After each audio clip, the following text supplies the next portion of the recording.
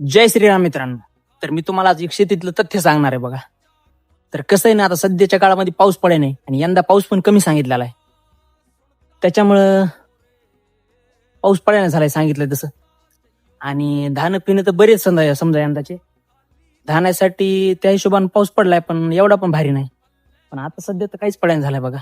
त्याच्यामुळे आता सध्या धानाला गरज आहे, सोयाबीनला फुलं लागली तर, कापसाला पण बोंड फिंड लागायले तर, पाते पिते लागलेली तर त्याची गड होईल पावसामुळं. पाऊस पडायला झालाय त्याच्यामुळं. त्याच्यामुळे आता पाणी द्यावं लागते बघा. त्याच्यामुळे दांड पाडालोय मी आज. कसं आहे ना, इकडून तिकडून आता शेतकऱ्याचं चौकूनच अवघड आहे बघा. पाऊस आला तिकडून अवघड, पाऊस नाही आला तिकडून पण अवघड, आणि इकडून तिकडून सगळं बरं व्हावं आणि धन पण चांगलं यावं. तिकडून आपल्या आपलं मालाला भाव भेटत नाही बरोबर. म्हणजे शेतकऱ्याची लाईफ अशी अशी चांगली नाही, सुरळीत नाहीच. इकडून आळ असलं तिकडून विहीरच आहे, बरोबर तसंच.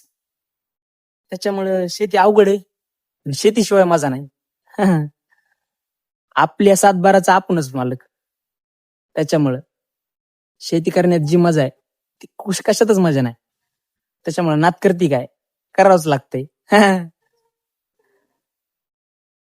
टाटा, भेटू मग नंतरच्या ब्लॉग मध्ये. करा मग फॉलो.